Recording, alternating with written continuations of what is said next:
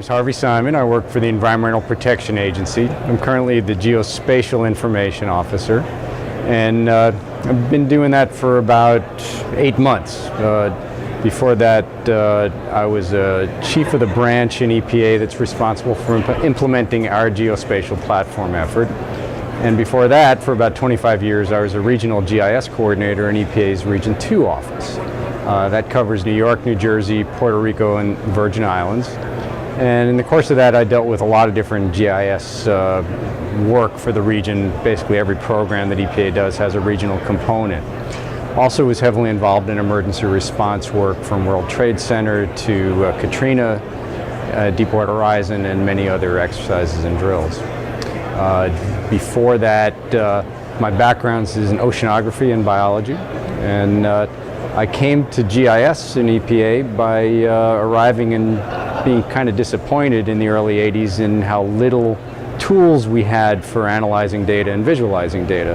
And when GIS became a possibility, I just went for it, and it's been my career ever since.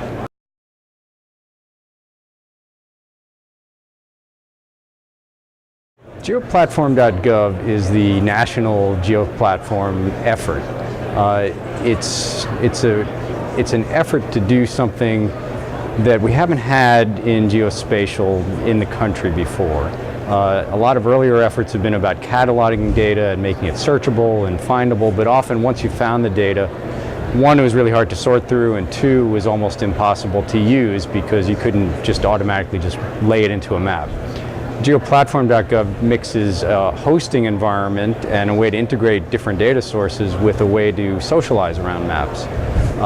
And it's also where the government hopes to put trusted data in a way that's easy to find, so that one of the early problems we've had with geospatial searches in the past is you can't find the good data. If you search for, say, toxic release inventory facilities from EPA, you may see 17 different versions of it. Some come from a state agency, others from ESRI, others from EPA, and you don't really know which one to use. So part of what we're doing in Geoplatform is try to find a way to have the good stuff come to the top and be shown as a trusted source. EPA is a partner in Geoplatform.gov, and we're looking at that as a place where we can put our high demand data, like our facility information for environmentally regulated facilities, for public use. And it's also where we hope to find data that EPA needs. EPA has many different environmental issues we deal with. Most of the data we need comes from other sources. And right now we often have to import data like this NRCS soils data for our own use. The way we hope things work with Geoplatform.gov is we'll get those services directly from the central infrastructure and not have to reproduce it locally.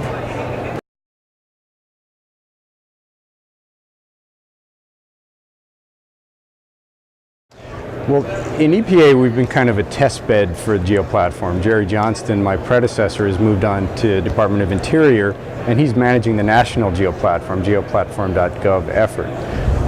While he was in EPA, we started to try to figure out how can EPA use its ArcGIS.com subscription, which is part of our enterprise license agreement with the SRI, to make it easier for non-GIS professionals to use spatial data and do analysis and meet the different business needs of EPA.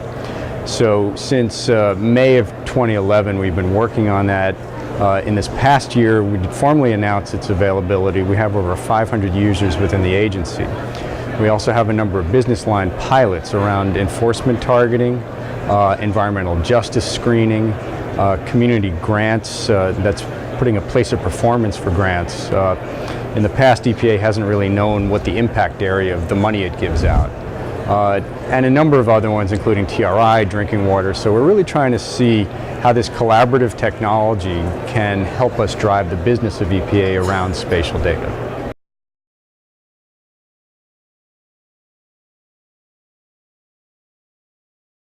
I think the biggest trend is really, it's like one trend that has two aspects to it. One is that the democratization of geospatial data, by making things available in these user-friendly ways, the audience for geospatial information is hugely enhanced. The other half of that trend is that The onus on geospatial professionals is to create content in a way that can be reused and shared. So a lot of the effort, instead of just doing an analysis, making a map, it's creating something that you can publish out to the cloud and that others can use easily.